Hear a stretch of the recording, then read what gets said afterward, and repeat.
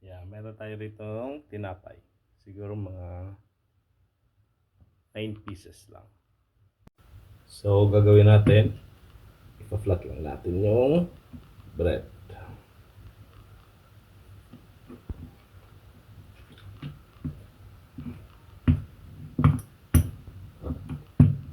Yan, ganyan lang. Flat lang natin.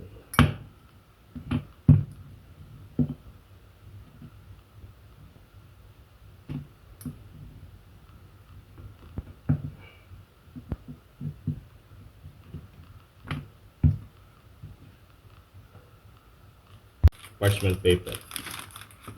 Yung tray.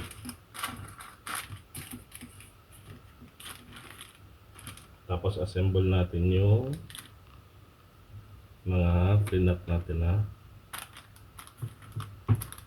bread, tinapay. So, meron tayo rito yung ginawa natin sa spaghetti sauce. May tira pa.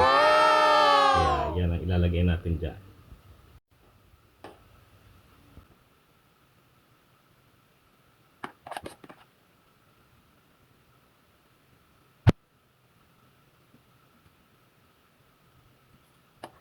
Yan, meron tayo ditong chicken hotdog.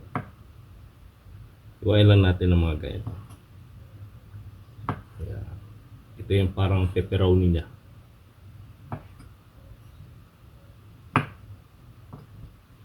Yummy! Yan. Yan, lagyan natin toppings. Bali nakagawa tayo ng 10 pieces. Tapos lagyan natin ng cheese. Kita nung basta melted cheese. Init lang. Melted cheese o mozzarella, pwede po yun.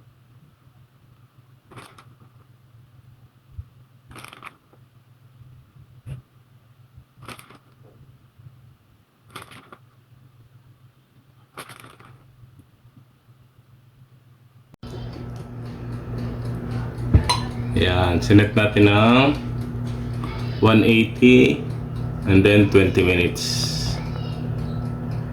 Yan, luto na. Sayang hindi nag-melt yung cheese natin.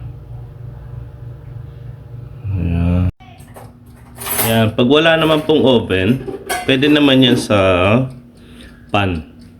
Tapos yan. Yun nga lang, gamitan nyo ng mas magandang melted cheese. Kasi ito hindi nag-melt.